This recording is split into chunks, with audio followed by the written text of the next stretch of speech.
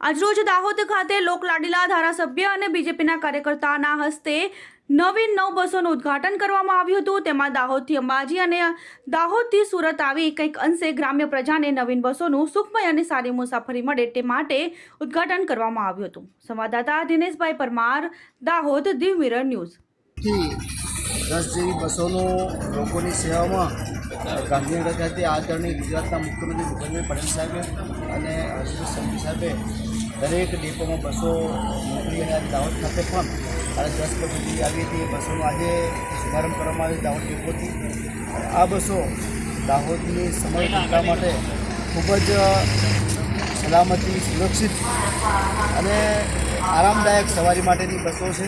એમાં આધુનિક બધી સુવિધા સાથે અનાજને ગાડીમાં ઉતરતા જોઈએ ડ્રાઈવરશ્રીને પૂછ્યું કે ભાઈ આ કેમેરો છે એ સાહેબ રિવર્સ કેમેરા છે। એવી આધુનિક બસો જે આપણે પ્રાઇવેટ બસોમાં પણ જોઈએ છીએ એના કરતાં પણ સારી સુવિધા સાથે એ બસો દાહોદની સમગ્ર જનતા માટે અને ગુજરાતી જનતા માટે પણ દાહોદના ભાઈઓ બહેનો આપ સૌ પણ આ જે બસો છે એનો લાભ લો અને હમણાં જે વાત કરીએ પહેલાં ઇસ્તેમાલ કરો, પછી વિશ્વાસ કરો કે બસમાં તમે એકવાર સવારી કરો કે બસો કેવી થોડા સુંદર અને આરામદાયક બસો પડે, શાનદાર બસો, શાનદાર બસો। તમામ બસોની જે ગુજરાત સરકારે આપણે દાહોદ માટે ફાળવેલી બાબતે મુખ્યમંત્રીશ્રીનો, ઉપમુખ્યમંત્રીશ્રી આદરણીય સંઘવી સાહેબને તમામનો ખૂબ ખૂબ આભાર માનું છું। દાહોદની જનતાને મારી વિનંતી કે આપ સૌ આ બસોનો લાભ લો। નમસ્તે મિત્રો, હું છું ચાંદની પરમાર।